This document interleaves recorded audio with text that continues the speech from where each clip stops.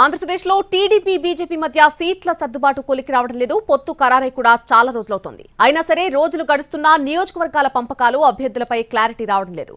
ముఖ్యంగా కొన్ని స్థానాలపై రెండు పార్టీల మధ్య సయోధ్య కుదరడం లేదు. దీంతో కొన్ని స్థానాల్లో అభ్యర్థులు ఎవరో తెలియక ఇరు పార్టీల శ్రేణులు గందరగోళంలో ఉన్నాయి. తొందరగా అభ్యర్థులను ప్రకటిస్తే ప్రచారం ఊపందుకుంటుంది. గ్రామ గ్రామానికి ఇంటింటికి ప్రచారం చేయడానికి సమయం ఉంటుంది. ఇలాగే అభ్యర్థుల ఖరారుపై కాలయాపన జరిగితే అనవసర సమస్యలు వస్తాయని పార్టీల కార్యకర్తలు మాట్లాడుకుంటున్నారు.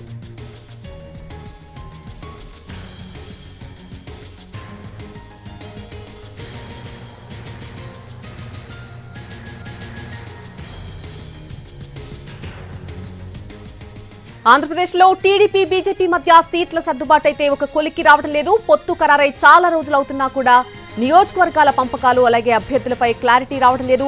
ఇదే అంశానికి సంబంధించి పూర్తి అప్డేట్ మా ప్రతినిధి పీఎంఆర్ అందిస్తారు. పీఎంఆర్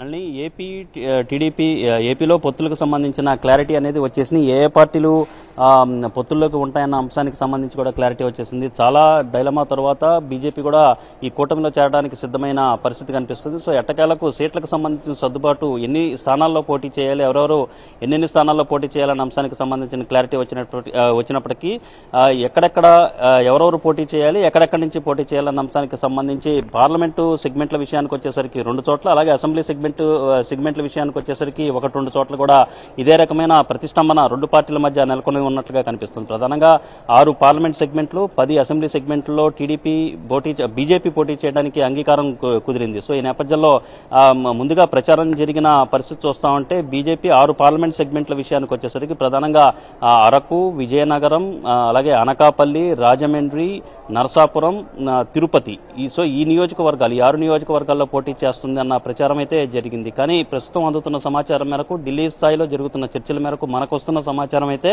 అంటే మొత్తం 6 స్థానాల్లోనే తాము పోటీ చేయడానికి సిద్ధంగా ఉన్నాం. కానీ తాము ఈ ప్రస్తుతం ప్రచారంలో ఉన్న ఈ 6 స్థానాలు కాకుండా హిందూపురం, రాజంపేట ఈ 2 సెగ్మెంట్ల నుంచి కూడా బీజేపీ పోటీ చేయాలన్న ఒత్తిడి టీడీపీ మీద వస్తున్నట్టుగా తెలుస్తుంది. అయితే ఈ 2 స్థానాల్ని టీడీపీ ఎంతవరకు ఇస్తుందనేది ప్రస్తుతం ప్రశ్నార్థకంగా మిగిలిన పరిస్థితి కనిపిస్తుంది. రాయలసీమ ప్రాంతంలో కొంత మైనారిటీకి సంబంధించిన ఓట్లు, ముస్లిం మైనారిటీలకు సంబంధించిన ఓట్లు ఎక్కువగా ఉంటాయి కాబట్టి ఒక తిరుపతి మినహా రాయలసీమలో హిందూపురం కావచ్చు, అటు రాజంపేట సెగ్మెంట్ కావచ్చు, ఈ 2 పార్లమెంటు స్థానాలని టీడీపీ బీజేపీకి ఇచ్చేందుకు అంతగా సుముఖత వ్యక్తం చేస్తున్నట్లుగా కనిపించడం లేదు. సో ఈ నేపథ్యంలో హిందూపురం సెగ్మెంట్లో పెద్ద ఎత్తున ముస్లిం ఓట్లు, 2 లక్షలకు పైగా ముస్లిం ఓటర్లు ఉన్నారు. మరొక వైపు రాజంపేట సెగ్మెంట్లో కూడా అదే స్థాయిలో ముస్లిం ఓటర్లు ఉన్న నేపథ్యంలో సో అక్కడ టీడీపీకి సంబంధించిన అభ్యర్థులనే బరిలోకి నిలపాలన్న అభిప్రాయానికి టీడీపీ వస్తుంది. సో ఈ క్రమంలో ముందుగా ఈ 2 స్థానాలను మినహాయించి రాయలసీమలో ఒక తిరుపతి మాత్రమే ఇస్తామన్న అభిప్రాయానికి వచ్చిన పరిస్థితి కనిపిస్తుంది. కానీ ఇప్పుడు ప్రతిష్టంభన అనేది ఈ 2 స్థానాలు, రాజంపేట అలాగే హిందూపురం, ఈ 2 సెగ్మెంట్లకు సంబంధించిన పార్లమెంట్ సెగ్మెంట్లకు సంబంధించిన వ్యవహారం మీద కొంత ప్రతిష్టంభన నెలకొని ఉన్నట్టుగా కనిపిస్తుంది. సో ఇది మొత్తం జాప్యానికి కారణంగా మనకు అందుతున్న సమాచారం మేరకు తెలుస్తుంది. మరొక వైపు చూస్తూ ఉంటే అసెంబ్లీ స్థానాల విషయానికి వచ్చేసరికి మొత్తం 10 అసెంబ్లీ స్థానాల్లో పోటీ చేయాలని బీజేపీ నిర్ణయించుకున్న పరిస్థితి, పొత్తులో భాగంగా బీజేపీకి కేటాయించిన పరిస్థితి ఉంది. కానీ కొన్ని అసెంబ్లీ సెగ్మెంట్ల విషయానికి వచ్చేసరికి ప్రధానంగా పి గన్నవరం, కాకినాడ సిటీ, అలాగే అనపర్తి ఈ 3 నియోజకవర్గాలకు సంబంధించి అక్కడ అభ్యర్థుల మార్పు చేర్పులు, అలాగే ఇప్పటికే కొన్ని చోట్ల పి గన్నవరం అలాగే అనపర్తి 2 నియోజకవర్గాలకు సంబంధించి ఇప్పటికే టీడీపీ అభ్యర్థులను కూడా ప్రకటించేసింది. సో అవి ఈ రెండు స్థానాలు బీజేపీకి కేటాయించే అవకాశం ఉందన్న ప్రచారం కూడా జరుగుతున్న నేపథ్యంలో దీనికి సంబంధించిన క్లారిటీ కూడా తీసుకోవాల్సిన అవసరం కనిపిస్తున్న నేపథ్యంలో సీట్ల ప్రకటనకు సంబంధించి, ఎంపీ స్థానాలకు సంబంధించి నిన్ననే ప్రకటన టీడీపీ వైపు నుంచి వస్తుంది. దాదాపు 10 నుంచి 15 స్థానాల మధ్యలో ఒక జాబితా విడుదల చేస్తారని అనుకున్నప్పటికీ కొంత సీట్ల సర్దుబాటు విషయంలో క్లారిటీ రాకపోవడంతో సీట్ల అభ్యర్థుల ప్రకటన, అభ్యర్థుల జాబితా విడుదల అనేది కొంత జాప్యం జరుగుతున్నట్లుగా మనకు అందుతున్న సమాచారం మేరకు, పార్టీ వర్గాల్లో జరుగుతున్న పరిణామాల మేరకు చెప్పొచ్చు. నల్ని రైట్ పీమా, thanks for the live update. 6 MP అలాగే 10 ఎమ్మెల్యే స్థానాల్లో పోటీ చేయబోతోంది భారతీయ జనతా పార్టీ. మరొకవైపు 17 ఎంపీ స్థానాలు, 16 ఎమ్మెల్యే స్థానాలకు సంబంధించి ఇంకా అభ్యర్థులను ప్రకటించలేదు తెలుగుదేశం.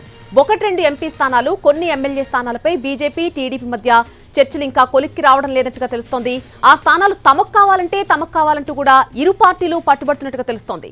ఆయా పార్టీల్లో ఆశావహుల నుంచి పెద్ద ఎత్తున ఒత్తిడి వస్తూ ఉండడంతో పార్టీ అధిష్టానాలు ఎటు నిర్ణయం తీసుకోలేకపోతున్నాయి. దీంతో నియోజకవర్గాలు, అభ్యర్థుల ప్రకటన మరింత ఆలస్యమవుతోస్తోంది. దక్షిణాది రాష్ట్రాల నేతలతో సమావేశమయ్యాకే ఏపీ సీట్ల విషయంలో క్లారిటీకి రాబోతున్నట్టుగా తెలుస్తోంది బీజేపీకి. దీనికి సంబంధించి పూర్తి అప్డేట్ అందించడానికి ఢిల్లీ నుంచి మా ప్రతినిధి రాజు లైవ్ లో అందుబాటులోకి వస్తున్నారు. రాజు, పొత్తు ఖరారు చేయడానికే చాలా జాప్యం చేశారు. ఇప్పుడు అభ్యర్థుల ప్రకటన విషయంలో కూడా అదే తప్పు చేస్తున్నాయా ఇరు పార్టీలు కూడా? అలాగే ఒక్కసారి అభ్యర్థుల ప్రకటన జరిగిపోతే ప్రచారం ఊపందుకుంటుంది అనేది ఇక్కడ క్యాడర్ లో కూడా కనిపిస్తోంది. దీనికి సంబంధించి పూర్తి అప్డేట్ ఏంటి?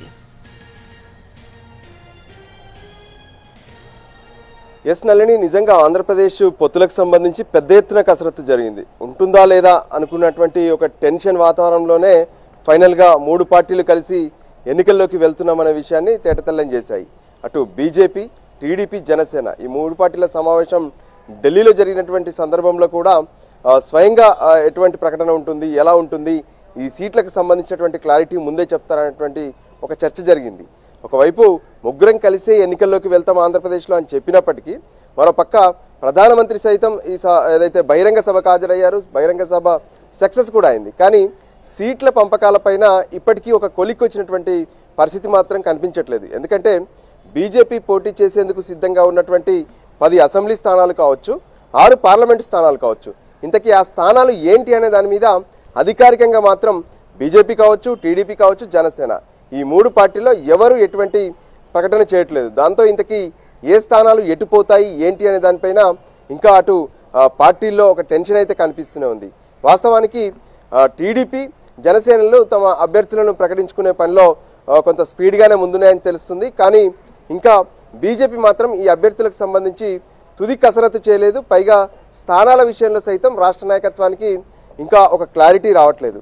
దాంతో నిన్న ఉదయమే అటు రాష్ట్ర అధ్యక్షురాలు పురంధేశ్వరి ఢిల్లీకి వచ్చారు. పార్టీలోని పెద్దలను కలిసేందుకు ఆమె ఇక్కడే ఉన్నారు. ఈరోజు కూడా ప్రస్తుతం ఢిల్లీలోనే ఉన్నారు. అయితే బీజేపీ అగ్రనాయకులు మాత్రం కొంత దేశవ్యాప్త పర్యటనలు కావచ్చు, మరోవైపు ఇతర రాష్ట్రాలకు సంబంధించినటువంటి ఎన్నికల కసరత్తులో బిజీగా ఉన్నారు. ఎందుకంటే తెలంగాణ, ఆంధ్రకు సంబంధించినటువంటి ఎన్నికలు 4th ఫేజ్లో జరగబోతున్నాయి. సో దానికంటే ముందే 1, 2, 3 ఫేజుల్లో జరిగేటటువంటి రాష్ట్రాలకు అభ్యర్థులను ఫైనల్ చేయడమే కాకుండా అక్కడ ఉన్నటువంటి ఎన్నికల చదరంగంలో ఏ విధంగా ప్రజల్లోకి వెళ్ళాలి ఏంటి అనే అంశాలపైన బీజేపీ ప్రధానంగా దృష్టి పెట్టింది. అయితే 22వ తేదీన ఎల్లుండి బీజేపీ కేంద్ర ఎన్నికల కమిటీ సమావేశం జరగబోతుంది. ఆ సమావేశానికంటే ముందే కోర్ కమిటీతో బీజేపీ రాష్ట్ర అధ్యక్షురాలు పురంధేశ్వరి సమావేశమయ్యే అవకాశాలు స్పష్టంగా కనిపిస్తున్నాయి. ఒకసారి కోర్ కమిటీతో సమావేశం అవుతే ఏ స్థానాల్లో పోటీ, అక్కడ ఎవరెవరు పోటీ చేస్తారనే దాని మీద ఒక క్లారిటీ వచ్చే అవకాశం అయితే స్పష్టంగా కనిపిస్తుంది. ఇప్పటికే బీజేపీ పోటీ చేస్తామనేటువంటి స్థానాలపైన అంటే అధికారికంగా ఎక్కడ బీజేపీ అయితే ప్రకటించలేదు, కానీ వాళ్ళు పోటీ చేసే స్థానాలు ఇవే కావచ్చు అంటూ కొంత ప్రచారం జరుగుతున్నటువంటి స్థానాల్లో రాజంపేట, దాంతోపాటు తిరుపతి, ఏదైతే అరకు, ఇంకోవైపు ఏలూరు, రాజమండ్రి, విజయనగరం, అంటే వీటి విషయాల్లో ఇప్పటి వరకు క్లారిటీ లేదు. కానీ ఖచ్చితంగా హిందూపురంతో పాటు రాజంపేట తమకే కావాలని చెప్పి బీజేపీ నేతలు అడుగుతున్నట్టుగా తెలుస్తుంది. అసెంబ్లీ విషయంలో కూడా ఇదే సీన్ రిపీట్ అవుతుంది. అంటే ఏదైతే టీడీపీ, బీజేపీల మధ్య ఇంకా ఒక క్లారిటీ రావట్లేదు. దాంతోనే వీటికి సంబంధించినటువంటి ఏదైతే అభ్యర్థుల ప్రకటన కొంత ఆలస్యం అవుతుంది అనేది అందరూ అనుకుంటున్నప్పటికీ కూడా బీజేపీ అగ్రనేతలు రాష్ట్రానికి సంబంధించినటువంటి అంశంపైన ఫోకస్ పెట్టట్లేదని చెప్పుకోవచ్చు. వాస్తవానికి బీజేపీ హైకమాండ్ ఫోకస్ పెడితే విత్ ఇన్ ద మీటింగ్ వెంటనే క్లోజ్ చేయగలుగుతారు. కానీ ప్రస్తుతం వాళ్ళకు వేరే టాస్క్లు ఉన్నాయి. దేశవ్యాప్తంగా ఉన్నటువంటి ఫస్ట్ ఫేజ్ ఎలక్షన్ల పైన ఫోకస్, ఆ తర్వాత సెకండ్ ఫేజ్ ఎలక్షన్స్, ఆ తర్వాత ఆంధ్రప్రదేశ్లో 4వ ఫేజ్ కాబట్టి వాటిని కొంత లైట్గా తీసుకుంటున్నారు. మేబీ రేపు గనక కోర్ కమిటీతో పురంధేశ్వరి సమావేశం అవుతే ఎల్లుండి జరిగేటటువంటి కేంద్ర ఎన్నికల కమిటీలో ఈ స్థానాలకు సంబంధించినటువంటి క్లారిటీ వస్తుంది. అభ్యర్థులను కూడా ప్రకటించే అవకాశం. అయితే రాజు, మీరు చెప్పినట్టు బీజేపీ హైకమాండ్ చేయాలి అని అనుకుంటే వెంటనే ప్రకటించే అవకాశం ఉంది, చేయగలదు కూడా పార్టీ. కానీ ఇంత ఆలస్యం చేయడం వెనక కూడా ఏదైనా వ్యూహం ఉందనుకోవచ్చా? బీజేపీ కొంత ఆచితూచి వ్యవహరిస్తూనే ఉంటుంది.